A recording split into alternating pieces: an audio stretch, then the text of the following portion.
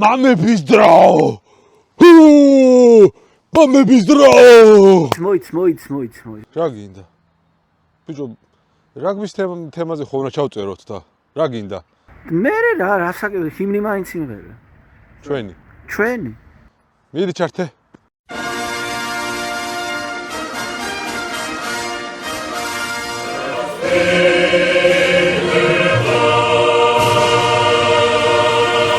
აი ახლა წამო. რადგან რაგბი ეგრე მოგეწონა და რაგბზე გაინტერესეს რაღაცეები, კარგ კაცთან მივიდეთ. ხო, კარგ კაცთან მივიდეთ და ბევრი საინტერესო რამე გავიგოთ რაგბზე. ავედით. კიდევ ერთხელ გამარჯობა. დღეს საოცრად მაგარი სტუმარი ყავს, ფორმებზეც და დასაწყისეც ალბათ ყველა მიხვდა რომ რაგბთან უნდა იყოს დაკავშირებული. მოკლედ ყოფილი მორაგბე საქართველოს 21 წლამდელთა ნაკრების მთავარი მწვრთნელი ლადო კილასონია. კაი გამარჯობა. ხო და ამ მომას უთქე ხოლმე ხო შეიძლება. და 20 წლამდე. 20 წლამდე, ბოდიში. არც იქ დამაცადე ამ მომეს უთქა. 20 წლამდელთა ნაკრების მთავარი. რა თქმა უნდა, მადლობით უნდა დავიწყო ჩვენთვის მოიცალეთ, ძალიან დიდი მადლობა, ძალიან მიხარი ახლოდან გაცნობა. ძალიან ბევრი წამიკითხავს თქვენზეც წამიკითხავს და ახლოს გაცნობა ძალიან מחარებს. ახლა შენი ჯერია? ხო, ახლა ჩემი ჯერია და აუცილებლად თქვა ჩვენი მხარდამჭერი არაჩვეულებრივი პურების არაჩვეულებრივი კომპანია, რომელიც საოცარი პურით გვანებიურებს სექტორი D3, რომელიც გვერდში გვიდგას და ძალიან დიდი მადლობა მათ. კი ბატონო. ხო და დავიწყოთ ახლა, როგორც ვაკეთებთ ხოლმე, ჩემო ლადო, ორი ლადო ეხა და თქვენობით მოგმართავთ და მიხვდები და შენობით. თემა ორივეზე შენობით იყოს რა. მაგას ვერ ვიზა. შევეცდები. მოკლედ ბავშვობით დავიწყოთ და თან რო წავიკითხე ოქროს უბნელი, ლადო კილასონია ყავს სტუმრად და ჩვენ ბავშვობაში კარგად მახსოვს მეგობრობის დღიური იყო. თუ ავსებდით ხოლმე ოქროსუბნელი ბიჭები მეგობრობის დღიურებს. ოქროსუბნელი ბიჭების ესე არ მახსოვს, მაგრამ მახსოვს, როცა ჩვენ სოფელში ვცხოვრობდით ნოქალაქებში, მე-4-დან მე-6 კლასამდე და სადღაც მე-4 კლასში შემივსია კიდევაც და როგორც მახსოვს, მქონდა კიდევაც საკუთარი მახსოვს კიდევაც კითხვა იყო ხოლმე რომ რა გინდა გამოხვიდე და ჩემ მაძმამ ჩაწერა მაფიოზი სულ პატარა იყო და ლადორას წერდა რა გინდა გამოხვიდეში მორაგბე თავიდანვე აღარ მახსოვს მან ხო რაღაცა ისე იყო რომ შენსას რო ავსებდი იმას მალავდი ხო რაღაცა ხო ეგეთი ის იყო გოგოებს ეგრე ქონდათ რომ თავის შევსებული დამალული იყო ხოლმე არ რაღაც დააწებებდნენ ამ ორ ფურცელს და შუაში იყო ის თითქოს საიდუმლო და რაღაცა ეგეთი ჩემი არ მახსოვს მახსოვს ჩემი ძმის იმიტომ რომ ის ყოველთვის ძალიან ისეთი ტიპი იყო რა სწრაფად მოფიქრელი და მის შევსებული ყველაფერი ყველაზე მაგარი იყო ხოლმე ბევრად უფრო მაგარი ვიდრე ახლა რა პროფესიის არის? ეხლა არის საჯების დეპარტამენტის ერთ-ერთი ეს არის რაგბის კავშირში. ანუ მაფიოზი არ გამოვიდა. ბავშვებსა არა. ლადო, კითხვები გახსოვს შენ მეგობრობის დღიური? ერთი რაც მახსოვს, იმიტომ რომ სტანდარტული პასუხი იყო, რას ვერ აპატიებდი მეგობარს და ღალატს. ნუ მაგაზე ყველა მაგას წერდა და თან აუცილებელი კითხვა იყო. ნუ საყვარელი ფილმი იყო? საყვარელი მომღერალი, სად გამიცანი? სად და როდის გამიცანი? კიდე რავი, მე მახსოვს ყველაზე მაგარად შენი სიმპათია და ანტიპათია. იქ მან რო ნახოს თუ ანტიპათია ის დაწერე. ჩვენ წერდით ხოლმე. მაგარი ზეთი ხალხობა მე სიტყვები არ მივშოდი რა. ხო და მაგ იმასეთ სტანდარტული პასუხი იყო ხოლმე ის საიდუმლოდ დავტოვებ. ხო. რომ აბა როგორ შეიძლება ვიღაცას ეგაება. აუ ძალიან კაი იყო ბავშვობა რა. კი. აი ბავშვობა და ოქროსუბანი ვახსენეთ. საიდან მოდის ეგ სახელი? ამ ოქროსუბანს არ ვიცი, ბევრი სხვადასხვა ისტორია აქვს. თითქოს მოუძებნე და საბოლოო ჯამში ვერ მივადექი იმას, რაც იყო, იმიტომ რომ შესაძლოა არ ვიცი რა, ამიტომ მაგაზე გამიჭირდება. ოქროსუბანი ერქვა ჩვენ გუნდს ასევე.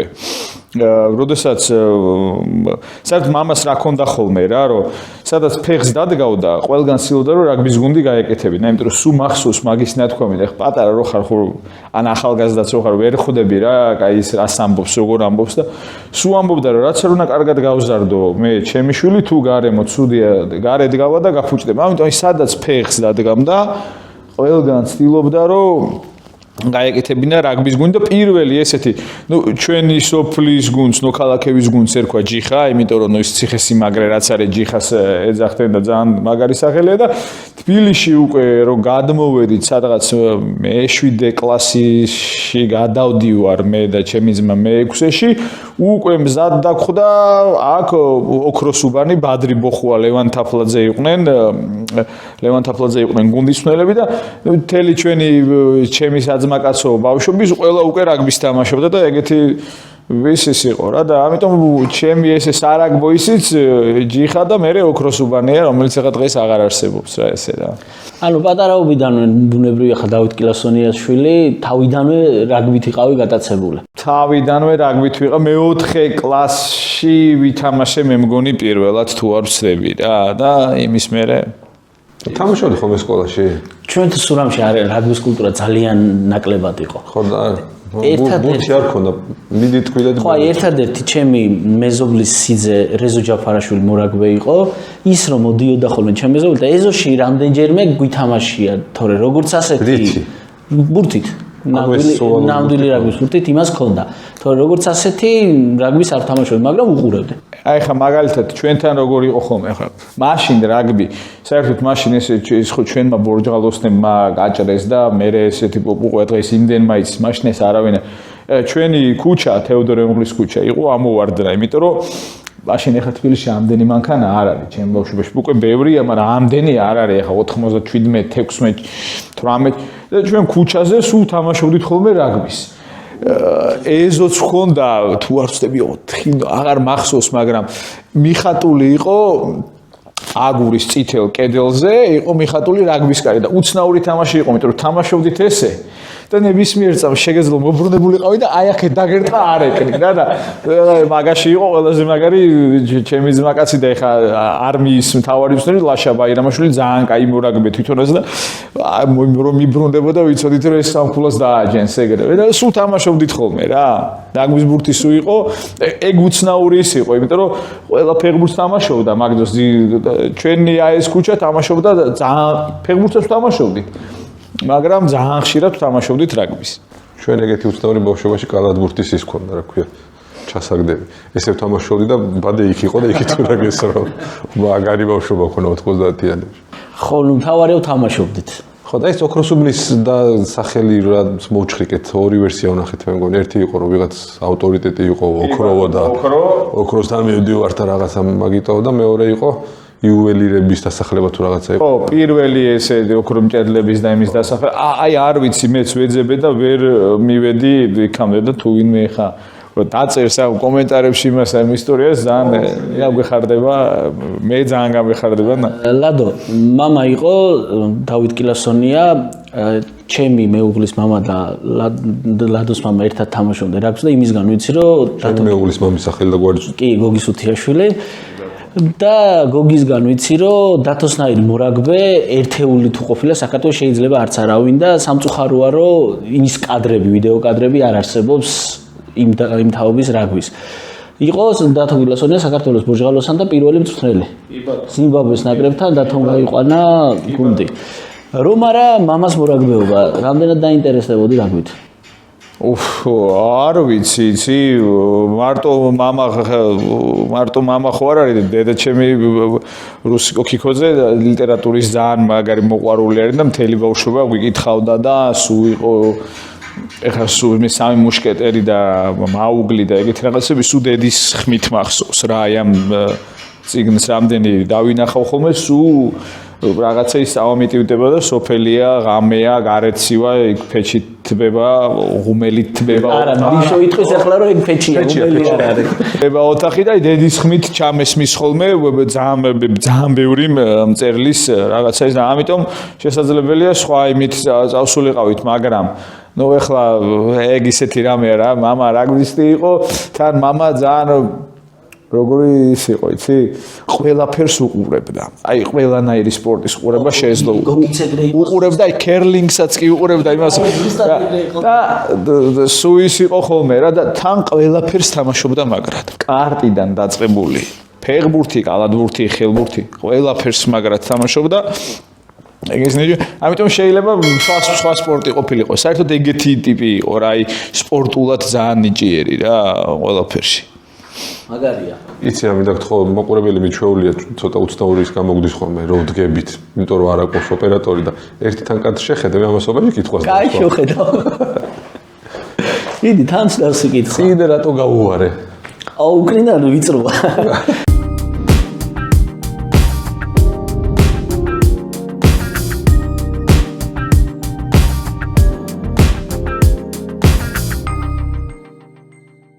მამა უყურებდა ყველა სპორტსო, მაგრამ ისევ ბავშვობაში რო წავიდეთ, რა თამაშები გიყვარდათ ბავშვობაში?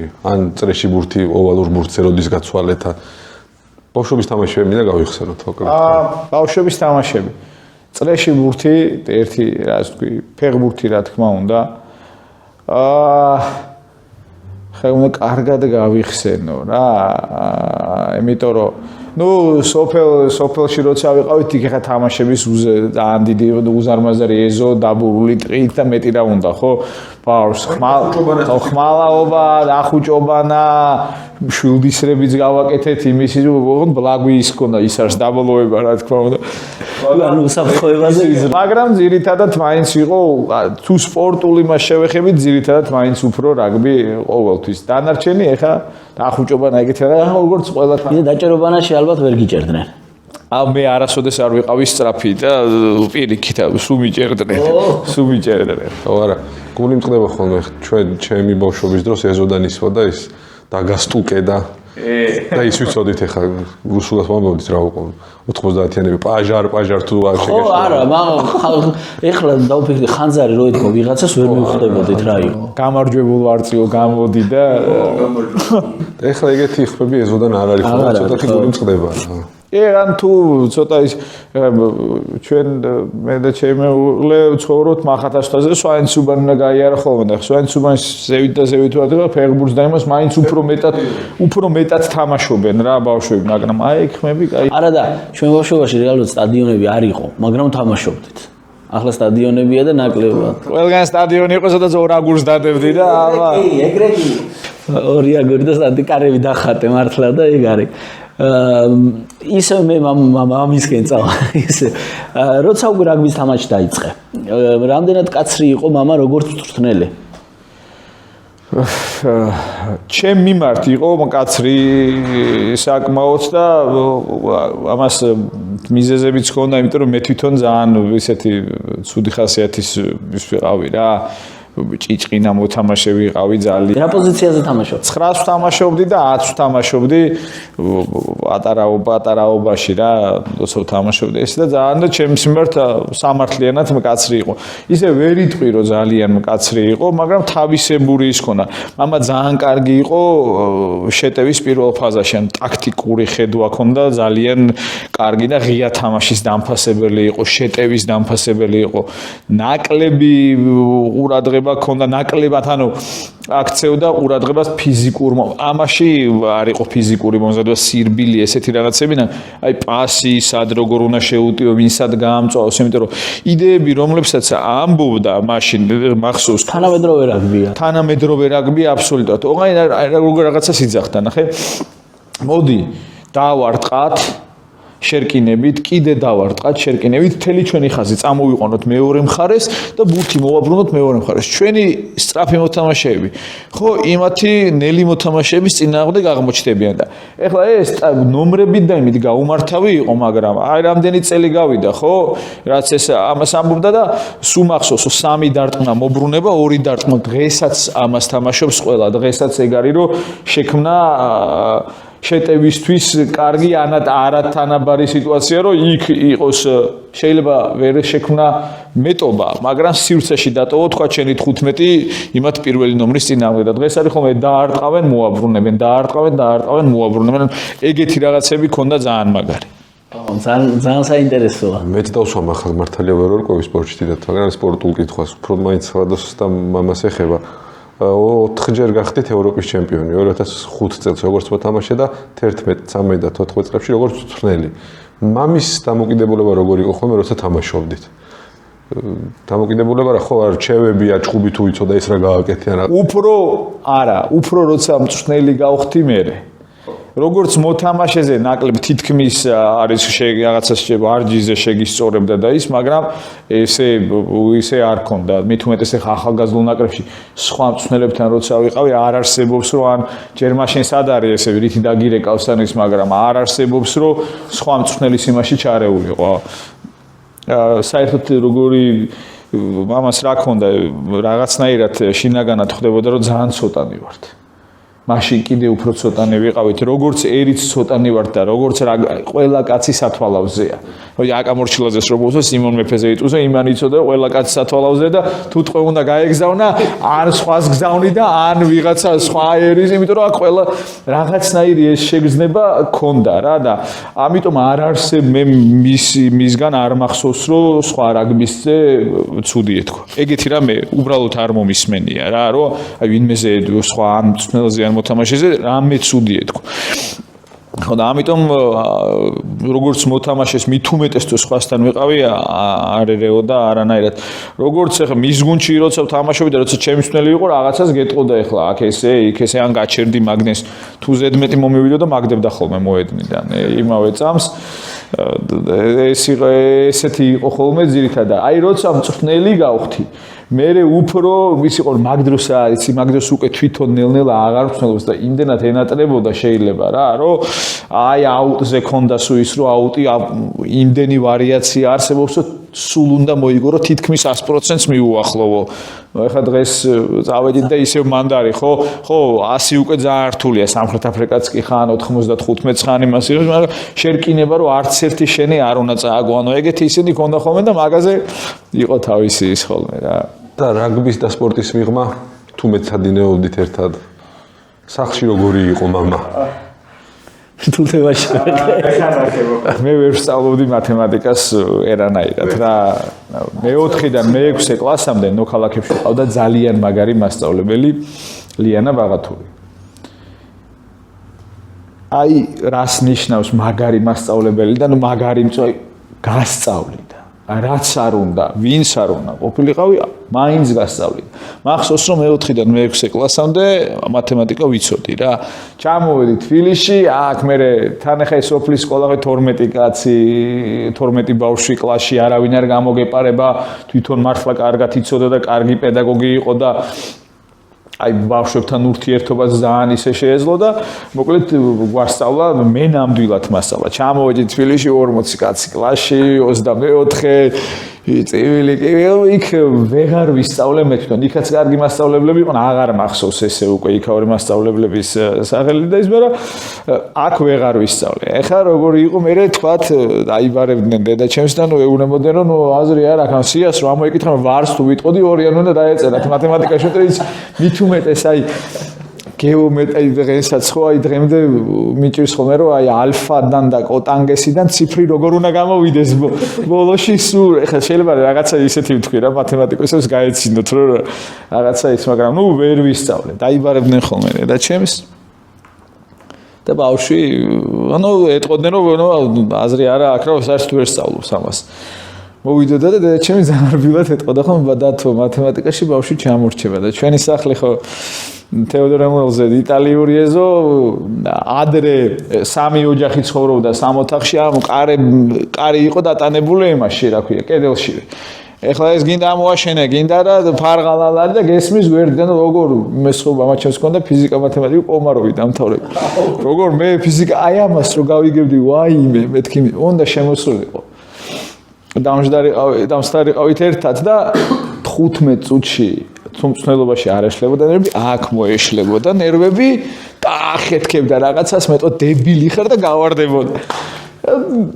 აი ეს იყო ხოლმე რომ ის არის დანარჩენი სულ ქონდა რაზე ქონდა ეხლა ხო, ნუ გართულება ქონდა რომ ადრე დაიძინე და არ მიყვარდა. ქონდა სულ რომ სახლში მოდი რა 15 წუთი მაინც ინგლისურად ვილაპარაკოთ ყველა. თვითონ იცოდა ინგლისური? თვითონ ისწავლა. მამა მოხვდა უცხოეთში, საერთოდ ძალიან მაგას მაგრა ხდებოდა რა. ეხლა ეგ არ ვიცი საიდან და მოკლედ თუ არ ვცდები 1972 წელს აქ ჩამოდის ბრიტანული პინგვინები. პინგვინები. ხო და მან მამა ნახავს ბრიტანელი პინგვინების მოთამაშის მიკი კვინის თამაშს და ამის შემდეგ როგორც ამბობენ მისი თამაში და საერთოდ თბილისის ლოკომოტივის თამაშიც უკვე 73 წლიდან იცვლება და სუპერ თანამედროვე ხდება, იმიტომ რომ ლოკომოტივი იწყებს 2 ფრთით თამაშს, ეხლა როგორ იყო მანამდე არ ვიცი, მაგრამ თურმე 1 ფრთით თამაშობენ. მამამ ნახა რომ მიკი კვინი ურტყავს არა წვეტით ბურთს, როგორც მაშინ ურტყავენ კარში, არამედ ურტყავს ფეხბურთს, როგორც ფეხბურთელი ტერფით გვერდიდან კარში. და უკვე როდესაც ლოკომოტივის თასს მოიგებს, რაღაც 112 ქულა აქვს 186-დან გაკეთებენ არაცილებს. მან ნახა რომ შეიძლება თავზე გადაკიდება, ანუ გადაუკიდო და დაიჭირო და ისევ დაიწყო ის.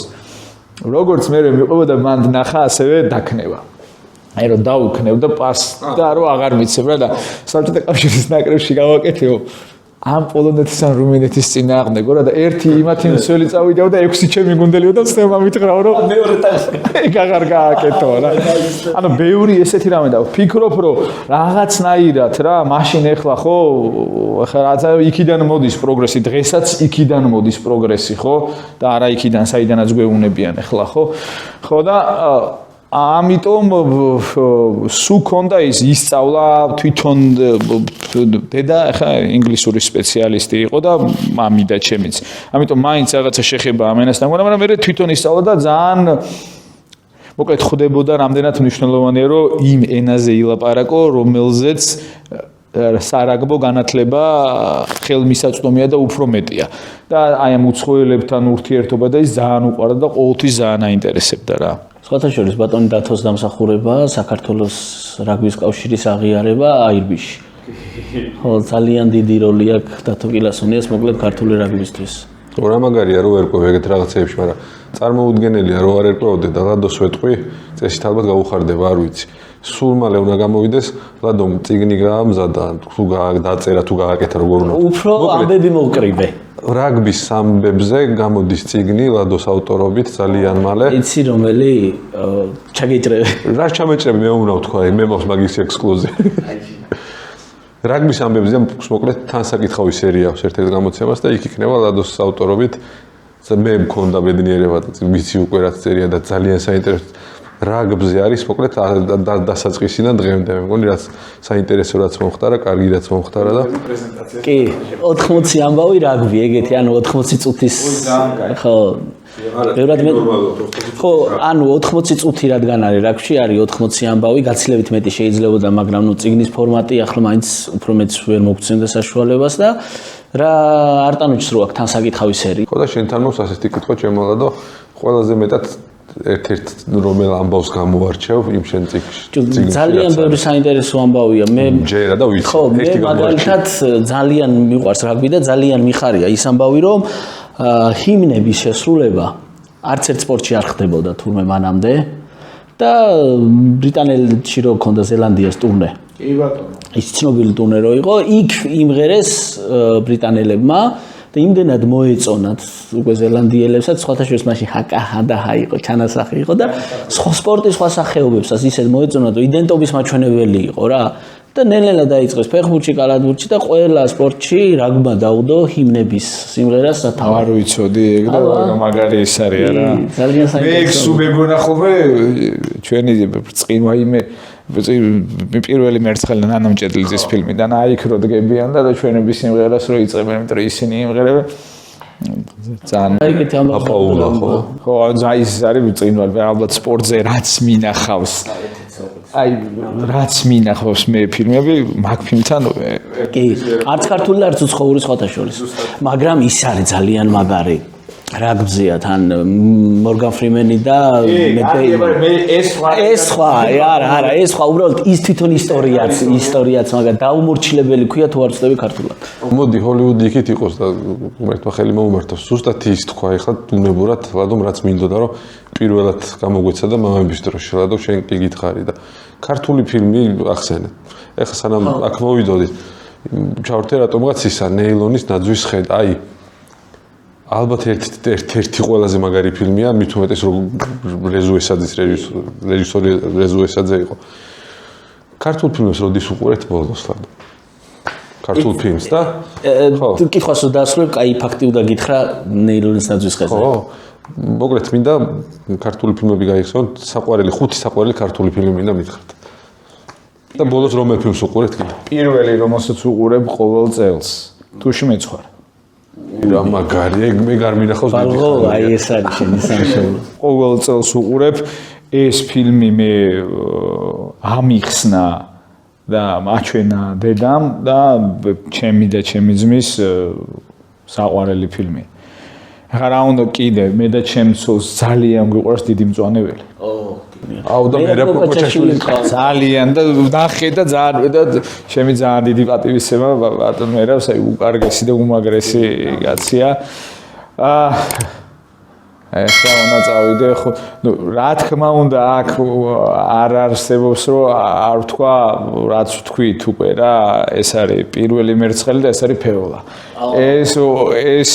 ეს ოთხეული არის ხოლმე რაღაცა მაგარი გამომრჩება იმიტომ რომ ცოტა ისეთი ხო რა გამომრჩება იმიტომ რომ ქართული ფილმები ძალიან ისეთი ის არის ხოლმე და მოდი რა იუცებ რაც მოვიდა ეს 4 იყოს და დანარჩენს მერე კიდე დანარჩენს მერე გავიხსენებ კიდე კაი ნეილონის ნაძვის ხეზე არ დამავიწყდეს მან ყოფილა არა მარტო ქართულ ფილმებში არამედ სოფლიო მასშტაბით ყველაზე გრძელი უწყვეტი კადრი კი ეგ მითხარი შენ ხო ავტობუსის მონაკვეთში ყველაზე გრძელი უწყვეტი კადრია დაახლოებით 20 წუთიანია თუ არ ვწევი წეგან უყურებდი და ძალიან მისამართი საოცარი ფილმი მე მგონია დღევანდელობაზეა გადაღებული არ ვიცი დღევანდელობაზე და ყველა ეპოქაზე გადაღებული ფილმი ჩემთვის ისფერი მთებია აი მართლა ყველა ყურების დროს იჭერ ახალ არა მეხუთე გამახსენდა და რომელიც არ შეიძლება მეხუთე იყოს არაჩვეულებრივი გამოფენა რა თქმა მე ჭიმავს ეს რა ქვია ცისფერი მთები და არაჩვეულებრივი გამოფენა ყველა სტუმრის ხუთეულში აუცილებლად იქნება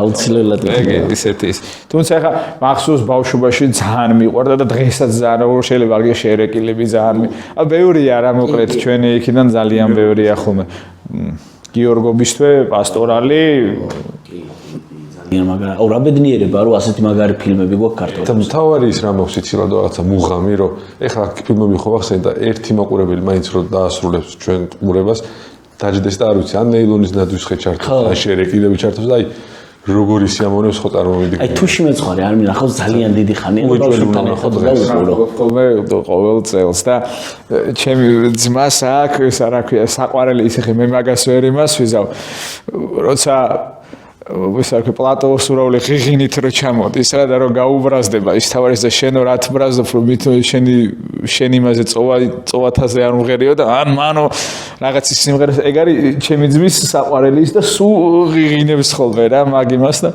ძალიან მაგარი მოკლედ ვფიქრობ რომ აუ უდავნახო მე მგონი თუში მეცხვარია თუ სწორად მახსოვს აბსოლუტური უმრავლესობა ვის თამაშობს არიან ადგილობრივები რა თუ სწორად ეგ ფილმია მე მგონი ხო არაპროფესიონალები არიან უმეტესად. სულ 2-3 არის, მე მგონი წემსებში ლექსო არის ერთი პროფესიონალი მსახიობი და თუ არ ვწდები მთავარი ვინც არის ამ წემსებიდან ისიც იმიტომ რომ მე არ მინდა ეხა შეიძლება რამე შემეშალოს რა.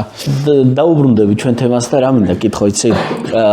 მამას წინააღმდეგ თუ გითამაშია? ან როგორც თველი თუ ყოფილიყარ მამას გუნდის წინააღმდეგ? არა, მამას წინააღმდეგ როგორ ვითამაშებდი ეხა? მამას წინააღმდეგ არა, როგორც მისი, როგორც თვლები არა. და როგორც მოთამაშე მამას გუნდის წინააღმდეგ თუ გითამაშია? მოთამაშე მამას გუნდის წინააღმდეგ თუ მითამაშია.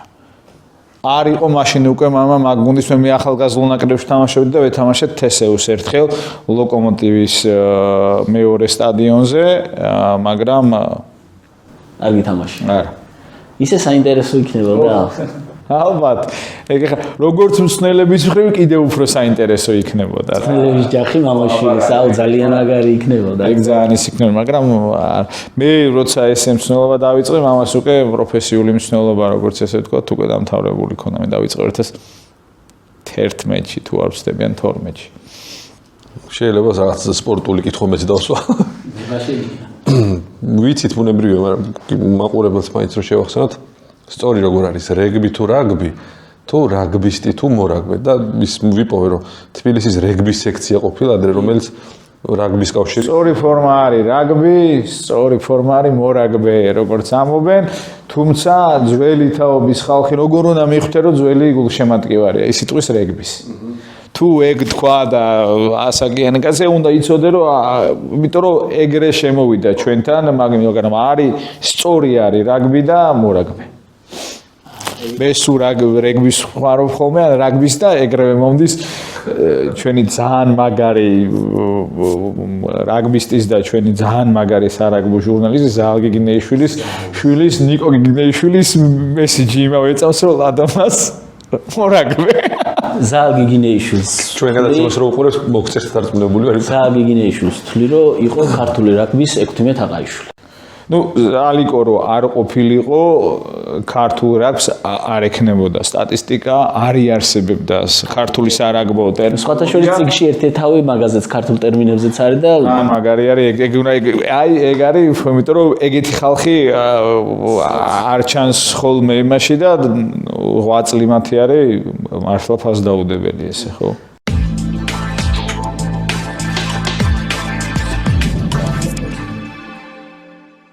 საერთოდ ეს ძალიან რთული თამაში არის რა.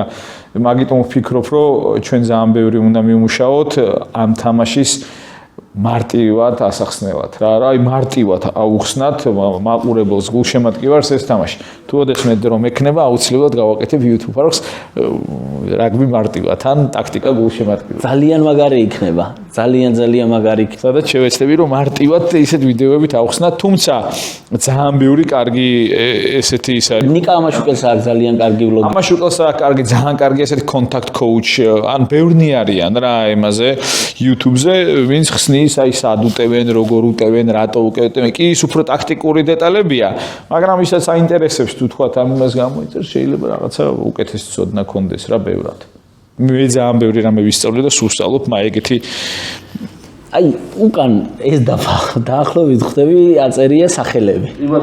და აქ ტაქტიკის მოხაზვა ხდება თუ რა ხდება? არა, ტაქტიკის მოხაზვა აქ ჩვენთვის არის ხოლმე კომფორტული ვარჯიშზე გადავანაწილოთ მოთამაშეები ეს გუნდი ამ გუნდის წინააღმდეგ უიტრნავა, კაი, ესე იგი ეს არ ყავს. მაშინ აბა ბიჭებო რა ვშვებით, ვიღაცა გადმოყავს რომ თანაბარი ის დავსვათ და ამისთვის არის ძალიან კომფორტული. საერთოდ ეგრევე ხედავ, სად ყავს, როგორ ყავს მოთამაშეები, რამდენი და ამის ტაქტიკურად ძირითადად მაინც უფრო ვიდეოთი უმუშაობს და Keynotes აქვს ну MacBook-ზე არის ეგ პროგრამა და მაგას აქვს ძალიან კარგი ესეთი magic move ქვია რა. ერთი სლაიდი მეორეს ისე გადაემევა რომ ტალღოვანად გადადისა და უკვე ერთ მოძრაობას იკრიფავ, მეორე მოძრაობაში ცვლილებას და ის აჩვენებს ამას როგორც ერთი დინამიკა რა და იწყება და გადის ბოლოში და უფრო ტაქტიკური მასში მაგას ვიყენებთ ხოლმე რა.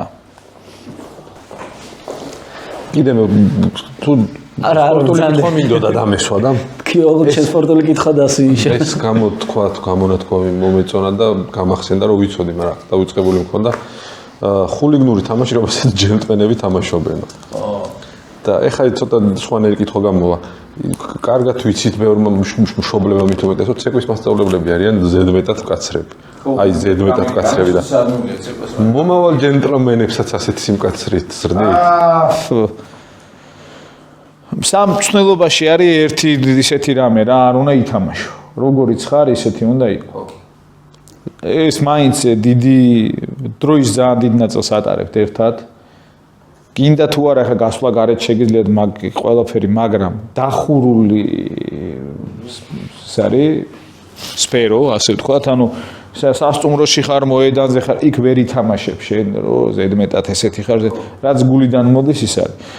თაობა იცვლება ძალიან რა და გინდა თუ არა შენ თუ ახლა მსვლელობას აპირებ შენ უნდა შეიცვალო შენს თაობასთან ერთად ის კი არ უნდა შეცვალო რაც ფუნდამენტურად ან რაღაცა ნამდვილად შენია და ამას ვერ შეცვლი კულტურულად და შენი ფასეულობა კი არ უნდა შეცვალო უნდა შეცვალო მიდგომა ადამიანთან იმიტომ რომ თუ ჩვენი თაობის ხალხისთვის მარტივი იყო იმიტომ დაგიყვირებდნენ რაღაცა სკოლა ყველგან ის იყო ხო ესა ახალი თაობისთვის ეს არ არის კარგი და არ საერთოდ მე მგონია რომ ეხა ადამიანი წნეხი და იმითი ვერ მუშაობს ისე კარგად რა. ყვირილი იყო კომუნიკაციის ერთ-ერთი ეს. რა, ერთხელ დაიყვირე ორჯერ და მე მესამეთ უკვე სულ უნდა იყვირო, მე ის ხავილში უნდა აღარ მუშაობს.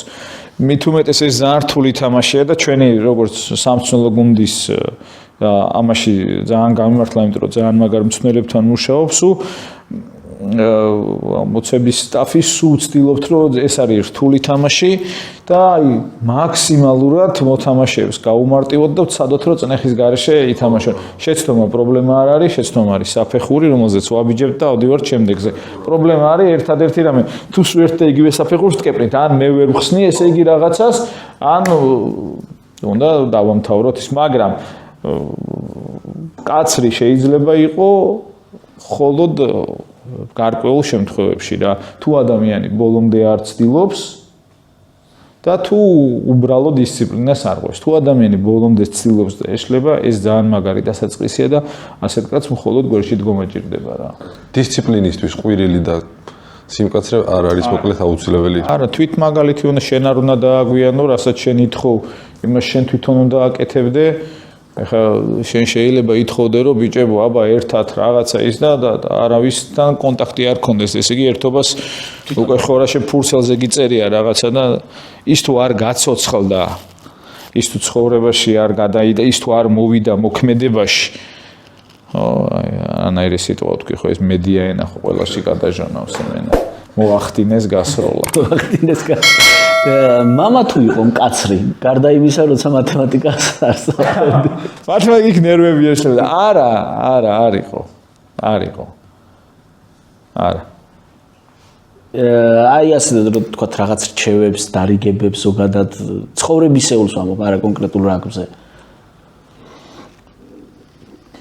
რამე ტრადიცია დიდად დარიგებები და იმითი არ იყო რა მამა იყო ძირითადად უფრო მაგალითი და აი მაგალითად ერთი რაღაცა ერთხელ რაღაცაზე ვიჩხუბეთ და მოკლედ გაბრაზებულმა დედაჩემთან რომ აი მეთქი რა მისწავლია მაგისგან და დედამ იმავე წამს მითხრა ის რაც სულ უნდა მახსოვდეს რომ შენო ერთი რამეო დაიმახსოვრეო ჩვენ სახლში არასოდეს არავინ არ გაჭორილაო არასოდეს არ ყოფილა ფულზე ლაპარაკი და არასოდეს არ დათვლილა არც ერთი სტუმრის საჭმელი. და ეგო უკვე ძალიან დიდი რამე არისო და აუცილებლად წავმოვიდა. ძალიან დიდი მადლობა ეს ხო, სულ მახსოვს ეგისა რა და მე მეორე ის. წავედით ერთხელ მაშინ რაგბის არაჩვენებს არ მეცხრე არხი იპარავდა მე მგონი და იყო საბურთალო იჭერდა მაგრამ მეცხრე თუ მეშვიდე არხი მოკლედ.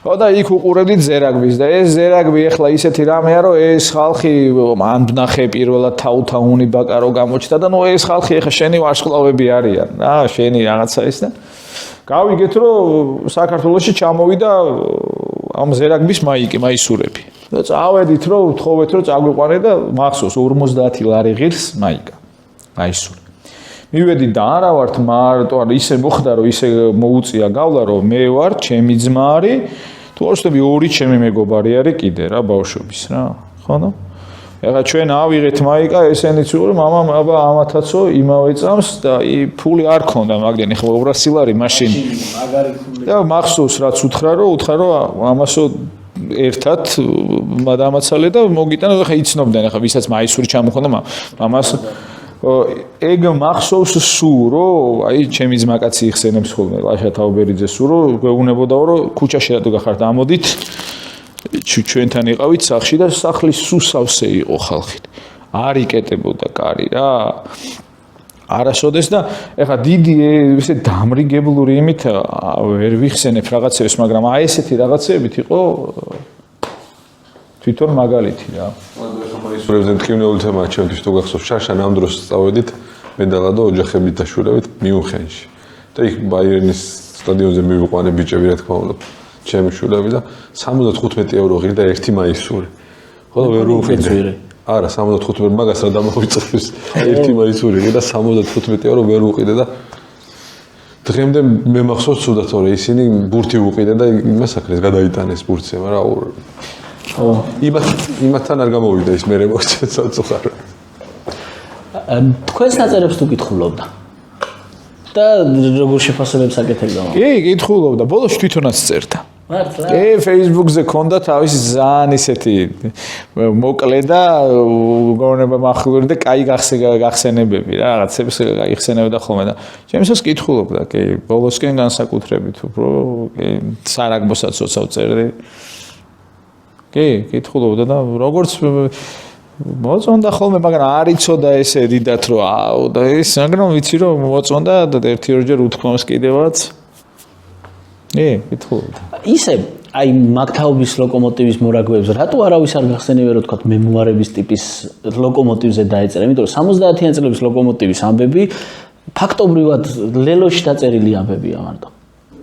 ისიც ხო, ისიც ცენზურა გამოვლელი. ხო, ძნელი ის იყო, მან ბევრი კაი ამბავი არის რა, თვითონ ლოკომოტივი მე ელმავალი როგორ გადაარქვეს, იმიტომ რომ მოხსნეს უმაღლესიდან და რა ჩალიჩი მიდის იქ რო ეს იყოს თვითონ ამ პინგვინების ჩამოსვლა, მე როგორი რაღაცა იცი, აი 73 წლის სეზონია თუ არ ვცდები, ეს შეიძლება მეშლება, ეს არის ძალიან საინტერესო არის პინგვინების ჩამოსვლის შემდეგი სეზონი რა, როგორი რაღაცა იცი, ყველას მოუგებენ VV-ას, რომელიც ამ დროს არის სუპერის და წააგებენ მოსკოვის ლოკომოტივთან თუ არ ვცდები და ანგარიშებს რომ დავხედე, მაშინ თუ მამა მეთქი ეს როგორ თავიდანვე ოლეგ ლიპარტელიანი გავიგდესო, მე ის გავიგდო, მე ეს ანუ ძალიან ბევრი მაგარი ის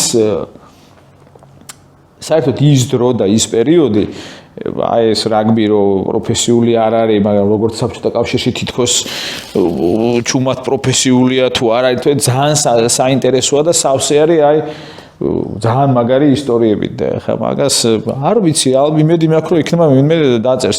გივი მრელაშვილმა დაწერა, ანუ ძალიან საინტერესო წიგნია. აი ეს მომენტი ხო განსაკუთრებით ჟაკ ასპეკიანი რომ ვეღარ მოითმეს და რეპატრიანტასა იმაში რა ქვია აქ რო იწყებს ყვირილს რო იქ ციხეში ჩაგანით ეს ქვეყანა ციხე არ არის აუ ძალიან მაგარი ის არის რომ როგორ გამოიყვანეს წყობიდან რომ წარმოიდგინე ახლა აქ ასპეკიანის აქ ჩამოსვლას როგორც ამობენ რა განაპირობებს რომ ეგ ხო სომხეთში არის და აქ არის ამიერკავკასიის რეპატრიანტთა საბჭო, ანუ თუ ვინმე უნდა დაბრუნდეს, აქ უნდა განიხილონ და აქ ჩამოდის და დადის სუიკ და ერთხელ წაყვება ბატონი გივიც. და ჟაკო ისედაც ფიცხი კაცი იყო და ეტყობა ყელში აქ ამოსული და იქ დაიწყებს და მოაწყობს წივი ყვირილი რაღაც და იქ ეტყვიან რომ ციხეში ჩაგსავთო და ეს აღარ დაიხევს უკან და ეს ქვეყანა რა ციხე არ არის და ეხლა მაშინ წარმოიდგინე მაგისი თქმა როგორ არ დაიჭირეს არ ვიცი ხო ეხლა მაინც უკვე სტალინი მკვდარია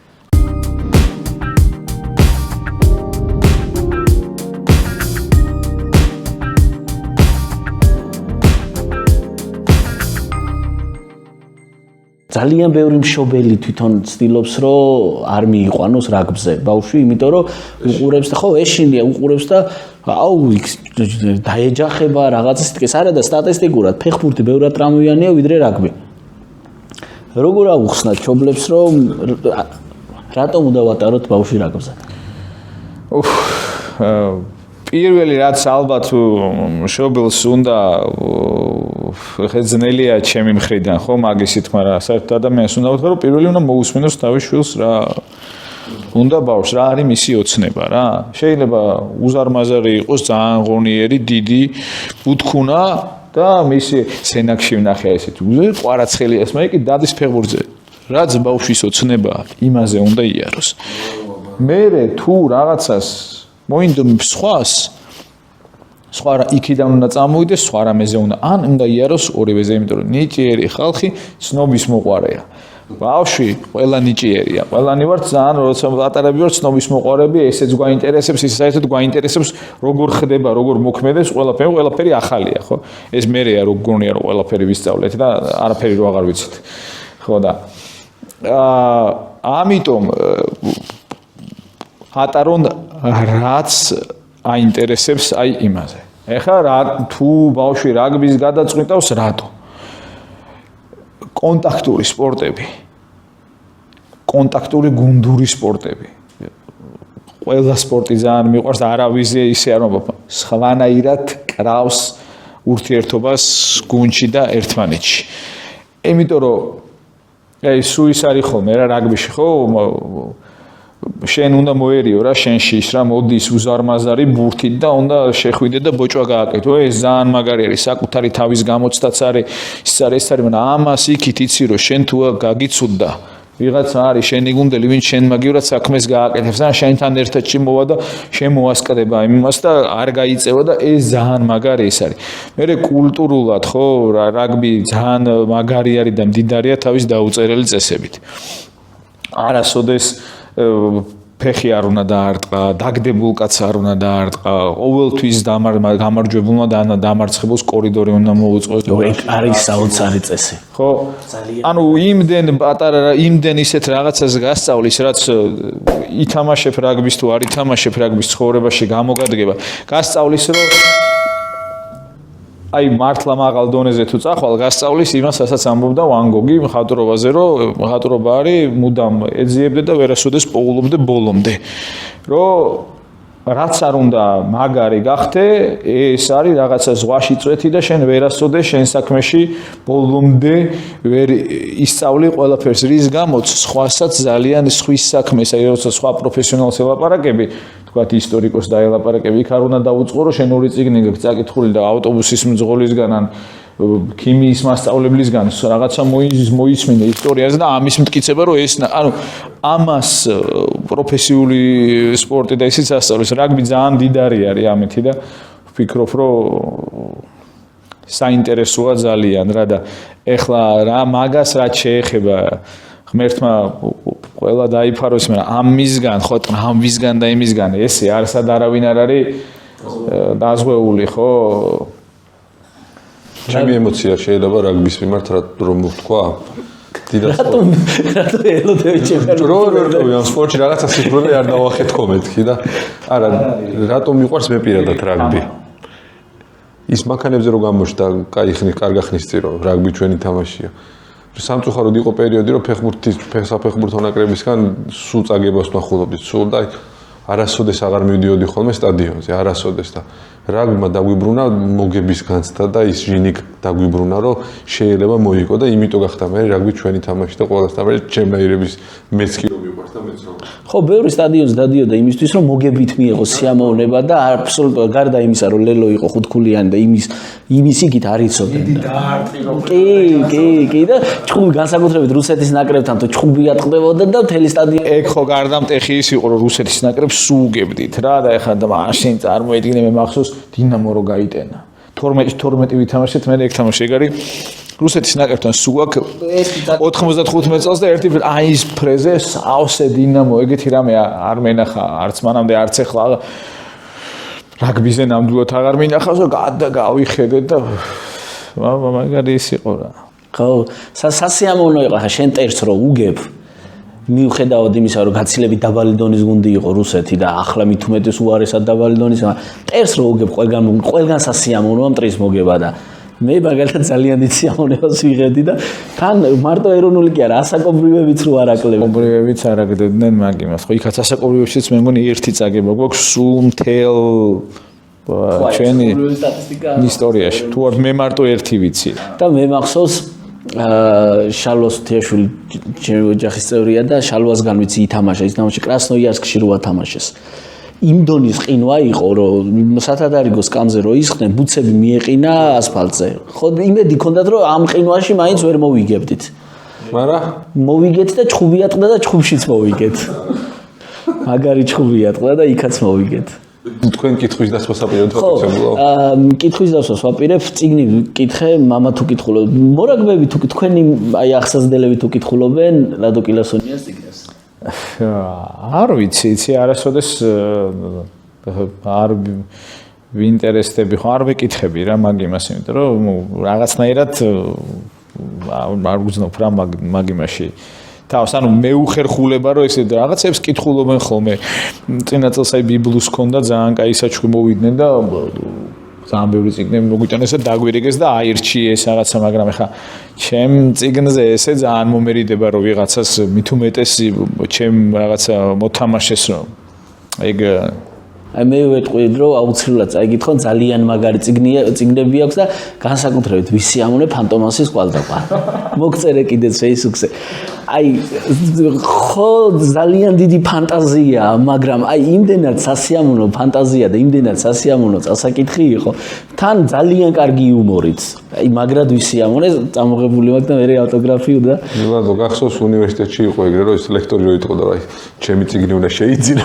სხვანაირად გამოცდის ნიშანს არ წერდა. იმთან რომ მიხვალ ეხა და აი ამ აფთიაქში იყიდე რომ გაგაგზავნის. და ლადობრო დაუწყოს ეხა ის. ვინც წიგნს არ წაიკითხა ზირიდან შეარდავა.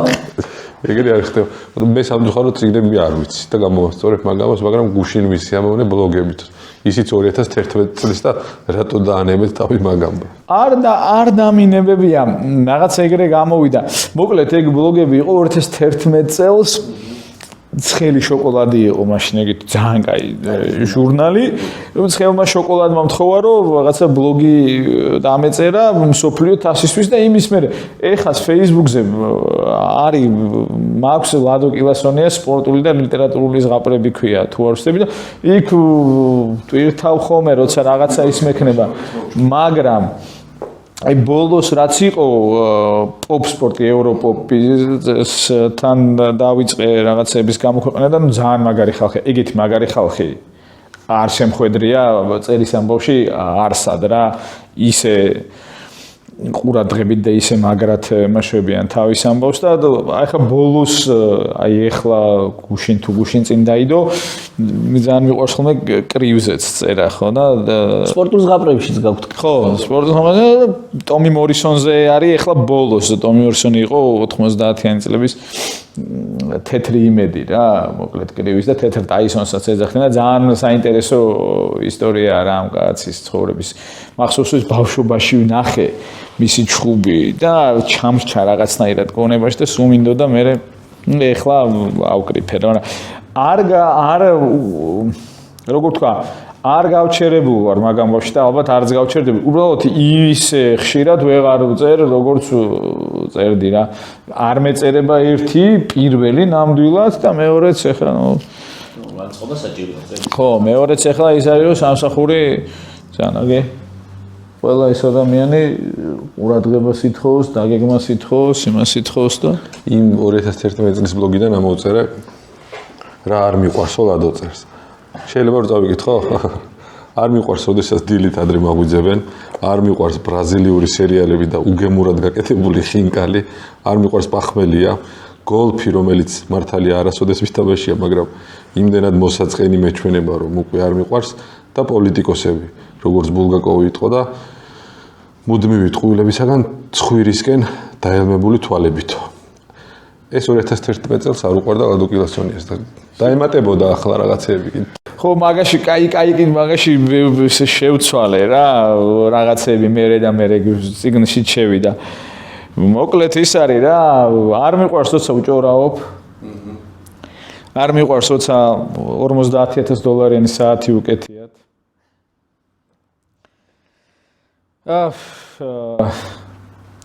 არ მიყვარს როცა დაუნდობლად განიხილავენ სხვას განსაკუთრებით ახლა მით უმეტეს მწვრთნელების რახან მე თვითონაც მწვრთნელი ვარ მწვრთნელის კრიტიკაზე იოლი არაფერი არ არის და მაგაზე დაუფიქრებელი რამეც არაფერი არ არის რა იმიტომ რომ რთულ შენ თვითონ იცოდე რთულ რაღაცას ეხები ცუდად გაკეთებული ხინკალი ისევ არ მიყვარს დილაც ადრე გაღვიძება ეხლა უკვე მიყვარს იმიტომ რომ ყველაფერი დილ მიყვარს იძულებული არა უკვე მივეჩვიე და კარგად გზნობ ხოლმე დილას ადრე რომ გავიღვიძებ მე ძალიან ბევრ რამეს ბევრად რომ მეტ რამეს ვასწრებ რა პახმელია თითქმის აღარ ვსვამ ყოველ დილას ვარჯიშია და ეხლა პახმელიაზე მე უკვე ჩემ ნახევარსაც ვეღარ ვაკეთებ რაც უნდა გავაკეთო რაც შემიძლია გავაკეთო იქიდან ასე რომ ეგეც უკვე ძალიან იშვიათი ის არის და ეგ ვარჯიშმა ჩაანაცვლა რა რომ ეგ არის მაქინან კიდე ბლოგიდან ერთი მინდა გავიხსენო და მე დავამთავრე აგერ გადავდებ რა ქრომ მიჭირავს საიმედო თორ ხოლმე რევო ზინანიშვილის ძალიან მაგრად გამიხარდა რომ გამახსენდა ეგ რო წავიკითხე აი ესე მივლიდა ჟრუანტელი და ეს ერეკლე მეფე და ანანურელი შეუხედავები რა ვიცი მაყურებელს ურჩევ თუ დრო ექნება წაიკითხონ აი საოცარი რაღაცაა ლადო არ გახსოვს არა აი წაიკითხე წავიკითხა აუცილებლად. იგი თუ შენ ხარისო და უყურო და ესო და წავიკითხა. უნდა წაიკითხე. ანანურები უგლამაზები. აი ძალიან მაგარია და გუშინ ვფიქრობ გამაგარია რომ მივდივართ ლადოსთან, ეგ თქვენთან რო არ წამოსულიყავით, იმას აღარ წავიკითხავდი მე რა. და ბლოგი აქვს ამაზე რაღაც. ძალიან ის არის ხა მე მახსოვს რომ აი რეზო ინანიშვილის ჩემი საყვარელი მწერალი არის და ნუ მახსოვს რომ ბატონო რეზოს რაღაცა მოთხრობიც ესეც დედის ხმით ჩამესმის დღემდე, იმიტომ რომ სულ დედა გვიკითხავდა ხოლმე უკუღმა დაჭერილი კიტრის ქურდი, რომელიც არის ნუ ჩემთვის საყვარელია ჩემთვის სპექტაკლშიც არის მონაწილე. აი ბოლო ფრაზაზე სულ ისე ვერ ვკითხულობ, ამიტომ ვერ იდები ხოლმე. მე ბევრი წლის მერე უკვე წავიკითხე სიკვდილის ბოლოსკენა აქ უკვე დაწერილი მამის გახსენება რა, მამის ხო გადაასახლეს და აღარ დაბრუნდა. და ის არის რა ქვია მიდის ესე რომ მაგას სხვათა შორის ხო იხსენებენ რომ ეგ ხო რო ასახლებდნენ მაინც საქართველოში ჟონავდა ინფორმაცია რომ რომელ საათზე წაიყვან და წაიყვანენ ესე რომ შეხედონ და ეს მამა იყო კოლმეურნეობის ერთ-ერთი გამწევი ძალა აქ და ძალიან ისეთი და უკვე ისეა ნაწამები და ის რომ ეს ვერ იცნობს და თლაც სახში ითმე და ფრაზა არის როგორ ხედავს ბოლოს რომ წავიდა იქ მაღლა შეერია ცასო და ნუ ეხლა ეგ ისეთი ის არის რომ ხო ანუ მაგარი მწერლები ჩვენ ძალიან ბევრი გვყავს რა და ეხლა ჩემთვის რასაც მე ბევრნი არიან და ძალიან მაგრა წერენ მაგრამ აი პროზაში